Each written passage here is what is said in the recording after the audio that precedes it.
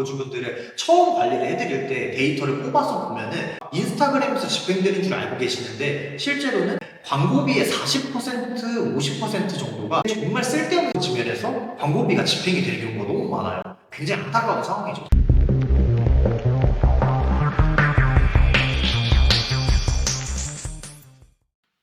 안녕하세요, 포코맨입니다. 자, 오늘은 5강 인스타 광고에서 절대 실패할 수 없는 세팅 전략에 대해서 말씀을 드릴 건데요. 첫 번째, 구글과 사실 일맥상통하는 부분 중에 하나인데 노출 지면을 필터링하는 거예요. 인스타그램 같은 경우에는 대부분이 광고를 집행하면 인스타에서만 노출이 되시는 줄 알아요. 그렇지 않아요.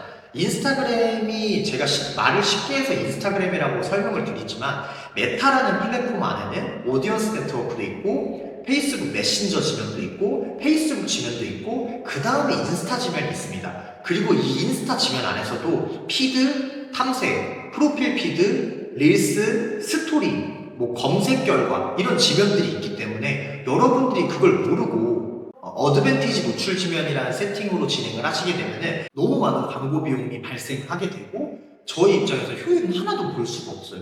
실제로 제가 어드밴티지 플러스 노출 지면으로 세팅해놓은 광고주분들을 처음 관리를 해드릴 때 데이터를 뽑아서 보면은 광고비의 40%, 50% 정도가 인스타그램에서 집행되는 줄 알고 계시는데 실제로는 페이스북에 정말 쓸데없는 지면과 오디언스 네트워크 지면에서 광고비가 집행이 되는 경우가 너무 많아요. 굉장히 안타까운 상황이죠. 오디언스 네트워크가 대체 뭐야? 라고 생각을 하실 수 있는데 쉽게 생각을 하면은 뉴스 기사 이런 데 노출되는 광고들 있죠. 뉴스 기사들 보다 보면은 오른쪽에 조그맣게 노출되는 광고들 있잖아요. 이런 데 노출되는 지면이 바로 오디언스 네트워크예요. 그러니까 사실 거기에 성과가 나오기 너무 어렵겠죠. 나는 인스타그램 이렇게 어플리케이션 내릴 때 내 광고가 나오길 바랬는데 생뚱맞은 곳에서 광고비가 나가고 있으니까 그러니까 꼭 노출 지면은 어드밴티지 플러스 노출 지면이 아니라 수동 노출 지면으로 설정을 하시고 이 안에서 광고를 집행하시는데 필요한 매체들만 선택을 해주세요. 여기서 주관적인 여태까지의 경험으로 추천을 해드리자면 일단 기본적으로 가장 좁은 단위로 딱 나는 효율 나오는 지면에서만 노출하겠다 하면은 인스타그램 피드, 인스타그램 스토리, 인스타그램 릴스 이 3개 지면만 노출을 해주세요. 인스타그램 릴스는 최근에 굉장히 성과가 많이 발생했기 때문에 원래는 인스타그램 피드와 스토리만 집행하는 경우도 많았는데 릴스 지면도 지금 전화 성과가 굉장히 좋은 편입니다. 네, 그리고 여기서 나는 광고비가 조금 더 나와도 되니까 다양한 지면에서 노출을 하고 싶다 라고 했을 때 추가할 지면은 인스타그램 탐색, 돋보기 지면 아시죠? 탐색 지면 그 다음에 페이스북 뉴스피드 지면까지 이 두 지면은 전환 성과가 아주 강하진 않지만 노출당 비용이 굉장히 저렴한 편이고 아직까지도 전환 성과가 아예 없지는 않은 채널이에요. 페이스북에 요즘 전환이 나오기는 해? 라고 생각을 하실 수도 있는데 아직도 페이스북을 이용하시는 유저들이 생각보다 꽤 있습니다. 특히 40대 이상으로 들어가는 고연령대 분들과 이제 페이스북 메신저를 사용하는 20대 미만의 아주 어린 타겟들 20대 극초반의 어린 타겟들은 페이스북을 아직도 사용하기도 합니다. 그렇기 때문에 만약에 노출 지면을 어떻게 해야 될지 헷갈린다라고 하면 말씀드린 대로 세팅을 해주세요. 두 번째는 뭐냐? 유사 타겟의 활용인데요. 저희가 여태까지 광고를 클릭을 받았던 고객들과 유사한 타겟으로 광고를 세팅하는 거예요. 유사 타겟을 세팅하는 방법을 먼저 알려드릴 건데 인스타그램에는 3가지 종류의 타겟이 있어요. 첫 번째는 메타가 제공해주는 타겟. 여기에는 연령, 성별 등이 있겠죠. 지역도 있을 수 있고요. 두 번째는 맞춤 타겟. 저희가 직접 쌓은 고객 모수를 맞춤 타겟이라고 해요. 저희의 웹사이트에 들어왔거나 또는 저희의 인스타그램을 팔로우했거나 좋아요를 누르셨거나 광고를 클릭한 이력이 있거나 이렇게 내가 소유한 타겟을 맞춤 타겟이라고 합니다. 그러면 세 번째 유사 타겟은 이 맞춤 타겟으로 만드는 건데 소유하고 있는 이 데이터에 해당하는 고객들과 유사한 행동 패턴을 가진 고객을 메타를 통해서 제공받아서 더 큰 타겟으로 확장시키는 거예요. 그렇다 보니까 맞춤 타겟은 아닌데 내 고객과 유사한 타겟 이게 뭘까요? 쉽게 말하면 경쟁사의 타겟이에요. 그러니까 대표님들이 이 맞춤 타겟이 어느 정도 쌓였다라고 생각을 했을 때는 이 유사 타겟을 만들어 줌으로써 경쟁사의 고객들을 데리고 오는 세팅을 할 수가 있다는 거죠.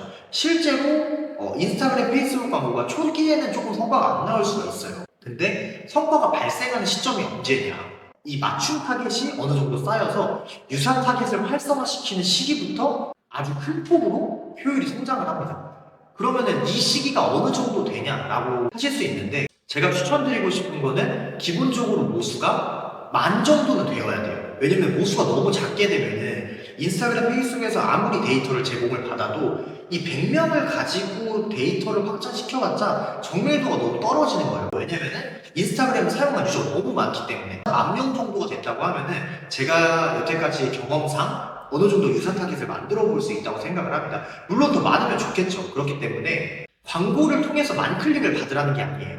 웹사이트에 방문한 분들도 타겟이 되고 인스타그램에 좋아요를 누른 분들도 타겟이 되기 때문에 처음에는 비용을 사용하지 않는 선에서 웹사이트에 픽셀만 설치를 해주는 거죠. 픽셀은 이제 인스타그램의 스크립트인데 방문자들의 데이터를 쌓는 스크립트 코드예요. 광고를 집행을 하지 않더라도 어쨌든 다른 광고를 집행을 하든 또는 자연 유입으로 페이지에 유입되는 분들이 있잖아요. 그리고 인스타그램 같은 경우에 피드를 올리는 건 돈이 들지 않으니까 꾸준히 피드를 활성화시켜 주시는 거예요. 그래서 좋아요를 누르는 분들, 그 다음에 뭐 팔로우를 하시는 분들을 최대한 늘려서 여러분들의 모수가 합쳐서 1만이 되었을 때 그때 이제 유사 타겟을 만들 거를 추천을 드립니다. 근데 여기서 유사 타겟도 퍼센테이지라는 걸 설정을 할 수가 있어요. 유사 타겟의 퍼센테이지는 1%부터 10%까지 설정을 할 수 있는데 1%는 뭐고 10%는 뭐냐? 쉽게 설명을 하자면은 상위 1%, 상위 10%라고 보시면 돼요. 그러면은 방문자의 1%는 방문을 했던 고객과 가장 유사한 행동 패턴을 가진 우리 대한민국 인구의 상위 1%에 해당하는 모수예요. 그러면은 유사 타겟이지만 정밀도가 굉장히 높겠죠. 하지만 그 모수는 적을 수밖에 없어요. 반대로 10%라고 하면은 모수는 넓어지겠지만 정밀도는 조금 떨어질 수밖에 없다는 거죠. 그러니까 모수가 많은 사람일수록 이 퍼센테이지를 낮춰서 조금 더 정밀한 타겟을 확장을 할 수 있는 거고, 모수가 좁은 분들은 처음에는 조금 정밀도는 떨어지지만 많은 모수를 확보하기 위해서 이 퍼센테이지를 10%까지 늘려서 사용을 해주시는 거예요. 그리고 꼭 유사 타겟을 하나로만 하실 필요가 없어요. 방문자에만 유사 타겟을 할 필요가 없는 이유가 방문자의 유사 타겟과 인스타그램 이용자의 유사 타겟, 그리고 구매자의 유사 타겟, 이렇게 각각 내가 원하는 행동을 했던 고객들의 유사 타겟을 모아서 그 타겟을 합칠 수가 있어요. 저장된 타겟이라는 기능인데, 저장된 타겟은 제가 보유하고 있는 타겟을 전부 다 자유롭게 조합해서 세팅을 할 수 있는 기능이에요. 그러니까 대표님들이 이제 광고비를 쓰는 거에만 집중을 하실 게 아니라 최대한 다양한 채널에서 우리 소비자들이 많이 활동할 수 있게끔 페이스북, 인스타그램도 많은 게시글들을 올려주시고 가끔씩 스토리도 업데이트 해주시고, 그 다음에 우리 자사몰에서도 최대한 많은 유입을 발생할 수 있게끔 유입수를 항상 유지를 해주시는 게 중요합니다. 왜냐면은 이 타겟 모수라는 것은 최대 추적 기간이라는 게 있어요. 인스타그램, 페이스북을 방문했던 사람 또는 뭐 좋아요를 눌렀던 사람은 최대 365일까지 저희가 설정을 할 수가 있고, 우리 웹사이트에서 또는 어플리케이션에서 활동을 한 이력이 있는 고객들은 최대 180일까지만 타겟 설정이 가능해요. 그렇다 보니까 최근에 저희 홈페이지, 최근에 우리 인스타 계정에 활동한 사람이 줄어들수록 가면 갈수록 타겟의 정밀도는 떨어질 수밖에 없어요. 그러니까 광고가 아니더라도 저희의 채널들이 최대한 이 활성도를 잃지 않게끔 잘 유지해 주시는 게 중요합니다. 세 번째는 A/B 테스트 광고 분할이에요. 제가 4강에서 구글 광고 설명할 때 한번 말씀을 드렸는데, 지금은 구글 광고가 AI가 굉장히 정밀도가 높은 매체예요. 그런데 인스타그램, 페이스북은 아직까지는 이 AI의 정밀도가 조금 떨어집니다. 왜 떨어진다라고 제가 말을 하냐면 마케팅에 대한 관점의 좀 차이인데, 우리나라에서 광고를 집행한다고 하면 대표님들은 대부분 판매가 많이 나오길 바라시잖아요. 그러니까 전환에 집중을 더 많이 하세요. 그런데 아직까지도 인스타그램, 페이스북, 메타, 그러니까 미국의 기준인 것 같은데 아무래도 브랜드 자체가 알려지는 것에 조금 더 중점을 둬요. 그렇다 보니까 메타에서 AI가 최적화해주는 기준은 가장 낮은 비용으로 노출을 많이 시킬 수 있는 것에 집중을 해주게 됩니다. 그렇다 보니까 아까 맨 처음에 설명드렸던 쓰잘데기 없는 오디언스 네트워크 이런 데가 경쟁도가 낮아요. 왜? 인기가 없으니까, 판매가 안 나오니까. 그런 지면이 노출당 비용이 엄청 저렴해요. 근데 메타는 그쪽에다 집행을 해준다는 거죠. 이것만 봐도 메타는 최적화의 기준이 전환이 많이 나오는 게 아니라 노출이 많이 되고 저렴하게 노출할 수 있는 쪽으로 집중을 해줍니다. 그렇기 때문에 세팅을 할 때 당시에 A/B 테스트가 굉장히 중요해요.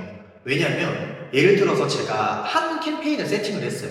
근데 여기에서 여성도 노출을 하게 하고 남성도 노출을 하게 했습니다. 그랬을 때 광고를 집행했는데 판매는 여성 쪽에서 많이 나왔어요.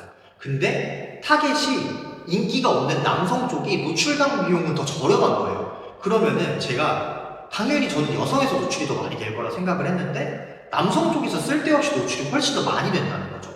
그렇기 때문에 내가 만약에 100만 원의 예산을 집행했을 때 방금 같은 경우 AI가 추천을 해주게 되면은 여성에서는 40만 원밖에 사용이 안 되고 남성에서는 60만 원이 사용이 되는 거예요. 이렇게 되지 않기 위해서 애초에 캠페인 또는 광고 세트를 두 개로 분할해서 세팅을 해줍니다. 그리고 한 캠페인은 여성에서만 노출이 될 수 있게 세팅을 해주시고 한 캠페인은 남성에서만 노출이 될 수 있게 세팅을 해주세요. 그 다음에 여성의 총 예산을 60만 원, 남성의 총 예산을 40만 원을 세팅을 하게 되면은 저희가 실제로 전환이 발생하는 데이터에 근거해서 예산을 분배할 수가 있다는 거, 이 부분을 꼭 참고해 주시길 바라요.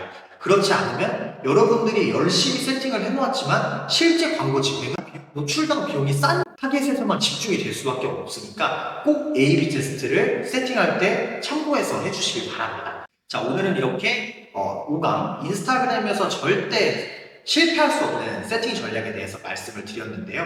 어쨌든 저희가 4강, 5강에서 지금 구글과 인스타그램에 대한 광고를 계속해서 설명을 드렸는데 이게 전제 조건이 있어요.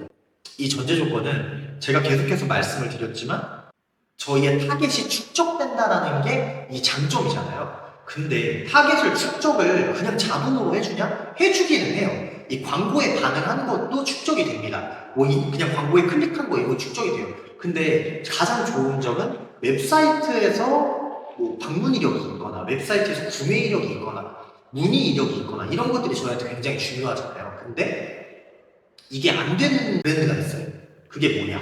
자사몰이 없는 브랜드. 자사몰이 없는 브랜드는 도대체 뭘로 광고 집행을 할까요? 당연히 네이버 스마트 스토어겠죠. 그러니까 네이버 스마트 스토어에서는 할 수 있는 마케팅이 한계가 있어요. 물론 요즘에는 사용자 정의 채널, 엔티 파라미터라든지 이 성과를 추적할 수 있는 기능도 있어요. 하지만 이 개념 자체를 좀 달리 봐야 합니다. 그래서 제 6강에서는 네이버 스마트 스토어와 자사몰의 차이점 그리고 스마트 스토어가 가지고 있는 마케팅의 한계를 설명을 드리도록 하겠습니다. 그럼 5강 강의 여기서 마치겠습니다. 안녕.